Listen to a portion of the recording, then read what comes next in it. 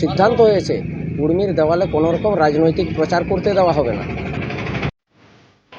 জঙ্গলমহলে কুর্মী মাহাতোদের আন্দোলন দীর্ঘ থেকে দীর্ঘতর হচ্ছে।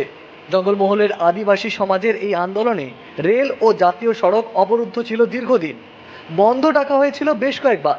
এখন আন্দোলনের গতি প্রকৃতি বদলেছে। কুর্মী মাহাতোদের এসসি এসটি তালিকাভুক্ত করতে হবে, এটাই মূল দাবি। সামনেই পঞ্চায়েত ভোট, তার আগে নিজেদের দাবি আদায়ে এবার অভিনব পন্থা গ্রহণ করল কুর্মী সমাজ। গোটা জঙ্গলমহল তো বটেই, এমনকি রাজ্য জুড়ে রাজনৈতিক দলগুলিকে বয়কটের নতুন স্লোগান তোলা হয়েছে।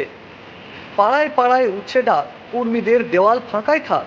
এই স্লোগানকে সামনে রেখেই পঞ্চায়েত ভোটের আগে চাপ বাড়াতে চাইছেন আন্দোলনকারীরা। ফলে ইতিমধ্যেই জঙ্গলমহলের বিভিন্ন এলাকায় কুর্মী মাহাতোদের বাড়ির দেওয়ালে রাজনৈতিক ভোট প্রচার যাতে না হয় সেই ব্যবস্থা হচ্ছে। কুর্মী সম্প্রদায়ের লোকজন নিজেদের বাড়ির দেওয়ালে এখনই জয় গড়াম বা তাদের দাবি দেওয়া সংক্রান্ত লেখা লিখছে। কুর্মীদের বক্তব্য, পঞ্চায়েত ভোটের আগে কোনো রাজনৈতিক দলকে দেওয়াল লিখন করতে দেবেন না, শুধুই তাদের দাবি দেওয়া তুলে ধরা হবে। কুর্মী সম্প্রদায়ের এই সিদ্ধান্তে নিঃসন্দেহে রাজনৈতিক দলগুলির উপর চাপ বাড়বে।